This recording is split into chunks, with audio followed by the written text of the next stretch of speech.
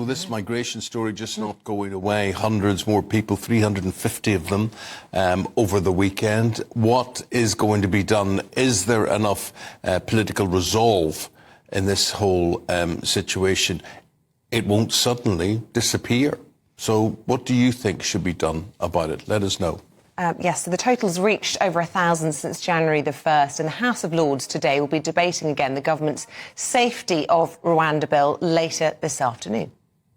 GB News political correspondent Olivia Utley, let's go to her. She will tell us more. Olivia, good morning.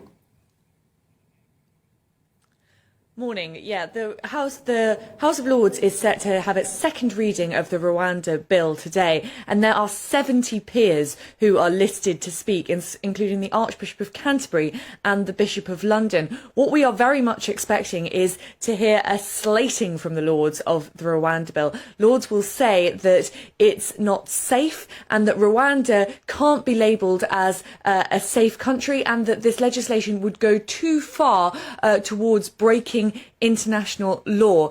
And they've got some ammunition for those comments, because the president of the European Court of Human Rights has said, at total odds with what Rishi Sunak has said, that this legislation simply is not compatible with European human rights law. That is what those peers will use later today in order to try as hard as they can to amend this bill so that by the time it gets back to the Commons are voting on something very different. Now, ultimately, we know that the House of Commons and the government can vote down amendments that the Lords make to this bill. The Commons have the ultimate say over what happens with this.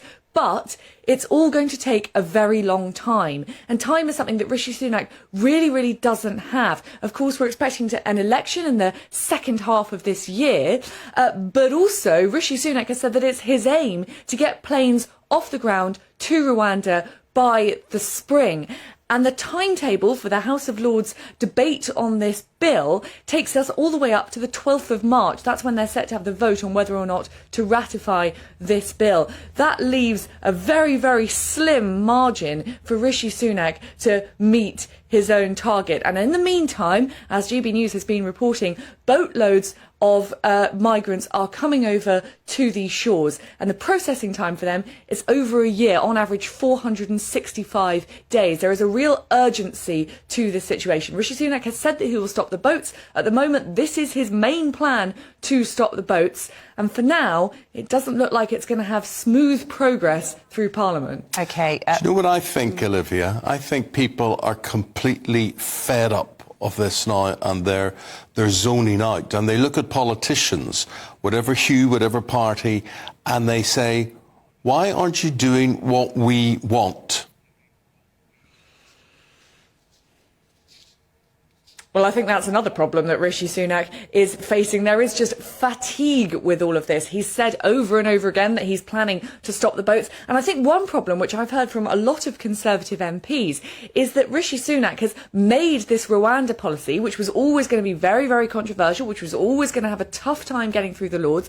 He has made this his flagship policy on stopping illegal migration. And I've spoken to Conservative MPs who've said that actually Rishi Sunak hasn't done a bad job of stopping illegal migration. In 2023 compared to 2022, there were 30% fewer small boat crossings, partly to do with the weather, but also partly to do with the Prime Minister's deal with the Albanian government. But instead of sort of shouting about that, Rishi Sunak has been talking a lot about this Rwanda policy. And as you say, Eamon, that leads to fatigue within the country. It feels as though nothing is being done, and people feel fed up. Yeah, and a lot of people think it's a distraction from the true dilemma, which is, getting net migration down, legal migration, much more problematic in terms of numbers, and most of those coming in through our universities. But the Prime Minister's heading to a school this morning, and a big announcement for him, he's banning disposable vapes.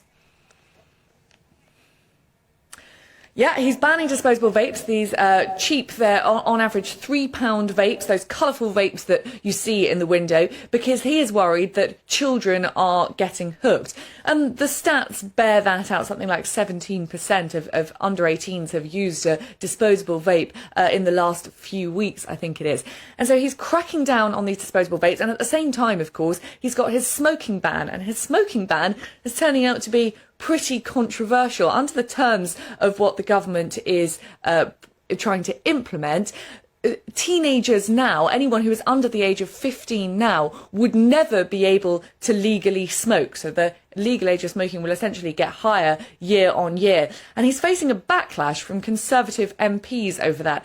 Liz Truss, among other libertarians, say that it's a ridiculous situation that in a few years' time, adults will have different rights based purely on their birth dates. So they want to amend this legislation just to make the smoking age 21 or higher, full stop. Now, Rishi Sunak's ban both on disposable vapes and on smoking looks set to pass in the House of Commons because Labour is giving it its backing. But of course, the last thing the Prime Minister needs is another dent to his authority with a rebellion from his backbenchers. And that's what this disposable vaping ban is likely to lead to. OK, thanks, Olivia. Thanks very much.